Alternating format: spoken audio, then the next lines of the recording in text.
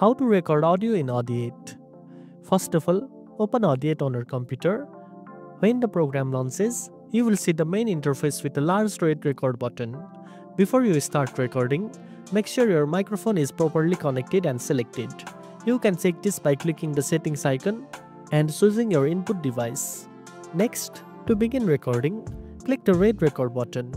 Speak clearly into your microphone and Audiate will capture your voice while displaying your waveform on the screen. Once you finish speaking, press the stop button.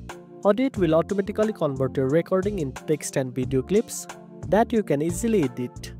This makes it very helpful if you want to clean up your audio by deleting mistakes or filler words directly from the transcript.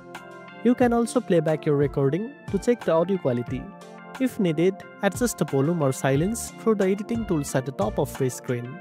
Finally, when you are happy with your recording, export the file by clicking the export option and choosing your preferred audio format. And that's it. Now you know how to record audio in Audiate. If you found this video helpful, don't forget to like, share and subscribe for more tech tips.